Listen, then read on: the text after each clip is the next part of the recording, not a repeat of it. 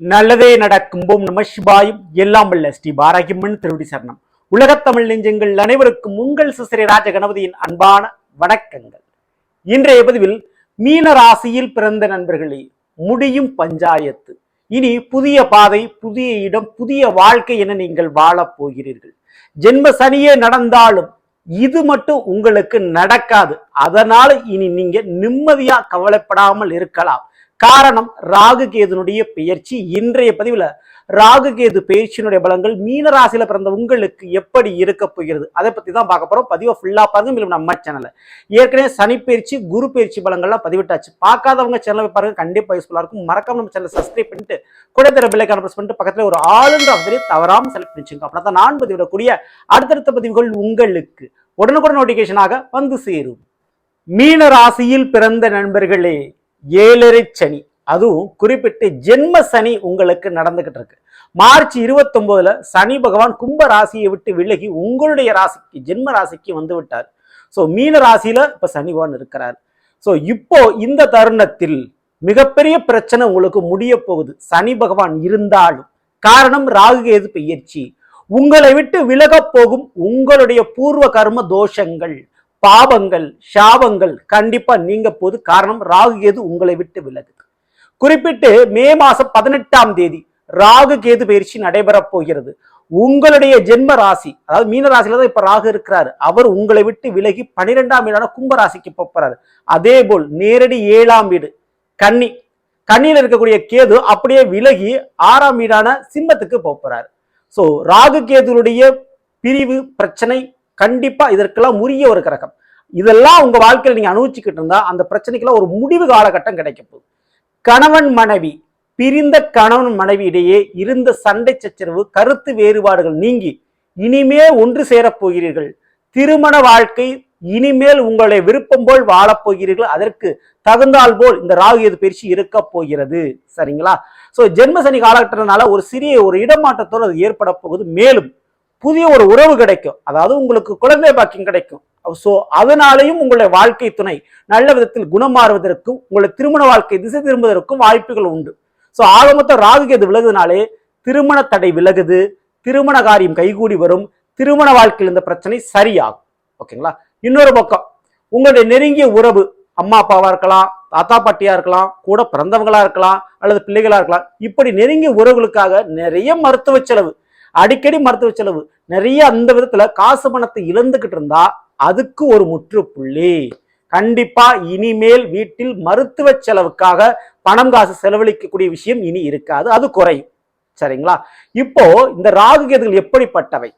So Rahu போல் கொடுப்பார் இல்லை, கேது போல் கெடுப்பார் இல்லை என்றார்கள். போன ஜென்மத்துல நாம செய்த பாவ புண்ணியங்களுக்கு ஏற்ப இந்த ஜென்மத்துல நன்மைகளை, யோகங்களை, அதிர்ஷ்டத்தை ராகு கொடுப்பாரு. அதே போல கேது அந்த செய்த பாவத்திற்கு ஏற்ப தண்டனையை கொடுப்பாரு இந்த கேது. ஓகேங்களா? இப்ப 7ல இருந்து அவர் விலகிறாரு, இவர் ஜென்மத்திலிருந்து விலகிறாரு. சோ ஆக மொத்தம் உங்களுக்குரிய பலன் எப்படி இருக்க போதுன்னா, 12க்கு போற ராகு உங்களை விட்டு விலகிறதுனால அலைச்சல், பயணம், தேவையில்லாத இடமாற்றம் இனிமே உங்களுக்கு இருக்காது. தவறான பழக்க வழக்கம், தவறான சேர்க்கை இனி இருக்காது. இனிமே அங்க எங்குன்னு அலையணும் அவசியம் இல்லை. நிலையான ஒரு வேலை, உறுதியான ஒரே ஒரு மாற்றம், அந்த ஒரு மாற்றத்தால நிலையான ஒரு வேலை உங்களுக்கு கிடைக்கும். அதுல நீங்க கவலைப்படாம இருக்கலாம். சோ வாழ்க்கையில அந்த விதமான ஒரு யோகத்தை நீங்க கண்டிப்பா நீங்க அனுபவிக்க போறீங்க. அதுல எந்த மாற்று கருத்தும் இல்லை.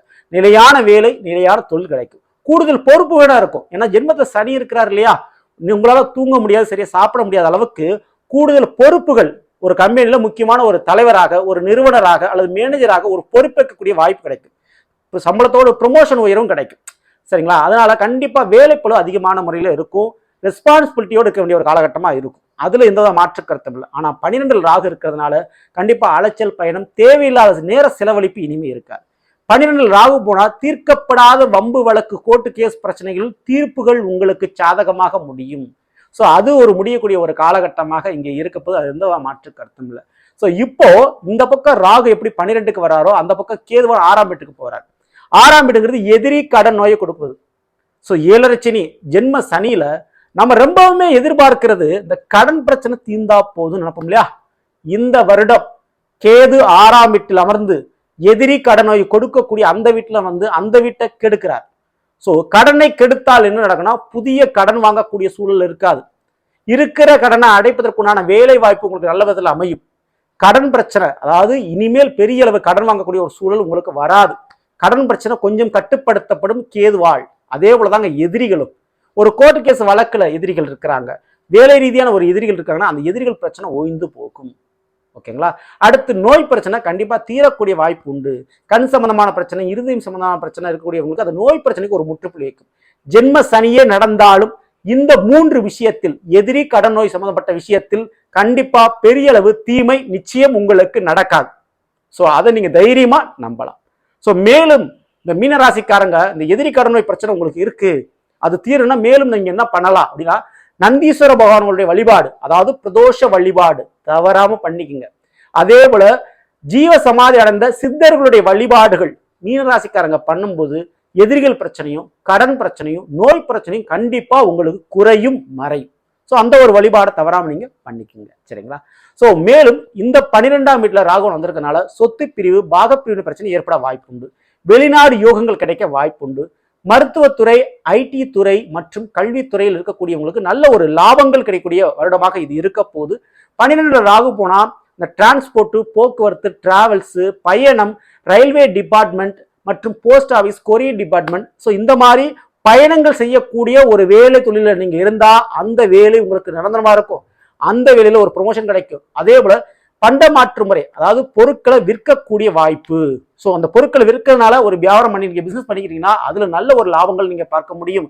ஹோம் அப்ளைன்ஸ் சொல்லக்கூடியது, கார்மெண்ட் சம்பந்தமான தொழில், தையல் சம்பந்தமான தொழில்கள், இவையெல்லாம் உங்களுக்கு நல்ல விதத்தில் நடக்க போது மீனராசிக்காரங்களுக்கு. அதே போல நான் மேக்கப் விஷயம் பண்ணிக்கிட்டு இருக்கிறேன், நான் வந்து ஒரு பியூட்டி பார்லர் வச்சுக்கிட்டு இருக்கேன்னா அவங்களுக்கு கூடுதல் பிரான்ச் ஓபன் பண்றதுக்குள்ள ஒரு பொன்னான ஒரு காலகட்டமாக இருக்கும். மேலும் மக்களிடையே நேரடி தொடர்பை ஏற்படுத்தக்கூடிய இந்த சினிமா, அரசியல் சம்பந்தப்பட்ட துறைகள் மற்றும் இந்த ஹோட்டல் சம்பந்தமான டிபார்ட்மெண்ட், ஸோ இந்த 3 துறைகளிலும் நல்ல ஒரு லாபத்தை பார்க்க போறாங்க இந்த மீனராசிக்காரங்க. இதை தாராளமா நீங்க எதிர்பார்க்கலாம், இதுல இருந்து மாற்று கருத்து.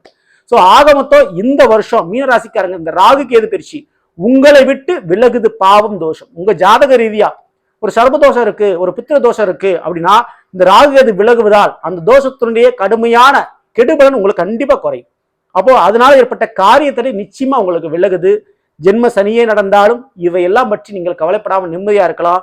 என்ன நீங்க பண்ண வேண்டிய ஒரே ஒரு பரிகாரம் வழிபாடு அப்படின்னா, அந்த 12 ராகு வருது இல்லையா, அதனால பாத யாத்திரை போறது, கிரிவலம் செல்வது, மலையேறி சென்று சிவனை வணங்குவது அல்லது முருகனை வணங்குவது, படியேறி சென்று இந்த மாதிரியான ஒரு வழிபாடுகளை பண்ணிக்குங்க. ஊனமானவர்களுக்கு உங்களால் முடிந்த உதவிகள் செய்யுங்க, அது ரொம்ப ரொம்ப உங்களுக்கு நன்மைகளை கொடுக்கும். ஸோ இந்த மாதிரியான வழிபாடு பண்ணும்போது நிச்சயம் மீன ராசிக்காரங்களுக்கு பெரிய அளவு நன்மைகள் நிச்சயம் நடப்பது உறுதி. சரிங்களா? வாய்ப்பை பயன்படுத்தி வாழ்க்கை மாத்திங்க. ஸோ நிலவில் நாம் இன்றைய மீன ராசியில் பிறந்தவர்களுக்குரிய பலன்களை பற்றி பார்த்து நிச்சயமா உங்களுக்கு கிடைக்க பிடிச்சிருந்த லைக் பண்ணும், நண்பர்களுக்கும் உறவினருக்கும் மறக்காமல் விஷயங்கள். இதுவரை நம்மளுடைய சேனல் சப்ஸ்கிரைப் பண்ணாமல் இருக்கும், சப்ஸ்கிரைப் பண்ணிங்க. பெல்லைக்கான பிரஸ் பண்ணிட்டு பக்கத்தில் ஒரு ஆல் ஆப்ஷனை தவறாமல் செலக்ட் பண்ணிச்சுங்க. மேலும் அடுத்து சந்திப்போம். நன்றி, வணக்கம். நல்லதே நடக்கும். ஓம் நம சிவாயும். எல்லாம் உள்ள ஸ்ரீ பாரகியம்மன் திருவடி சரணம்.